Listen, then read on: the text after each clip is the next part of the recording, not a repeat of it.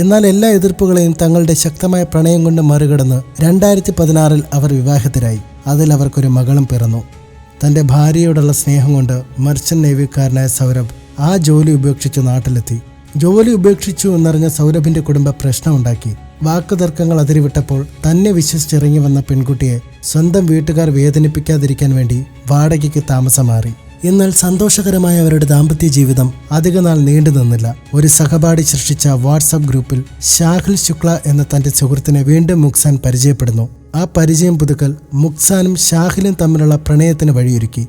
ഷാഹിലിനെയും മുക്സാനെയും അരുതാത്ത രീതിയിൽ കണ്ടതായി വീട്ടുകാർ സൗരഭ് രാജ്പത്തിനെ വിളിച്ചറിയിച്ചു. അങ്ങനെ സൗരഭും മുക്സാനും വാക്കുതർക്കങ്ങൾ ഉണ്ടാവുകയും ആ വഴക്ക് വിവാഹമോചനം ചെയ്യാമെന്ന തീരുമാനമെടുക്കാൻ തക്ക വിധത്തിൽ നീണ്ടു. എന്നാൽ മകളുടെ ഭാവിയോർത്ത് സൗരഭ് ആ തീരുമാനം മാറ്റുകയും തിരിച്ച് വീണ്ടും മെർച്ചന്റ് നേവി ജോലിക്കായി പോവുകയും ചെയ്തു. ഭാര്യ ഷാഹിലുമായിട്ടുള്ള ബന്ധം ഉപേക്ഷിക്കുമെന്ന് കരുതി സൗരഭ് വിദേശത്ത് നിന്നും ഫെബ്രുവരി 24 തിരിച്ചെത്തി. എന്നാൽ ഷാഹിലിന്റെയും മുസ്കാന്റെയും ഇടയിലുള്ളത് പ്രണയത്തെക്കാൾ മദ്യത്തിന്റെയും മയക്കുമരുന്നിന്റെയും ലഹരി ബന്ധമായിരുന്നു.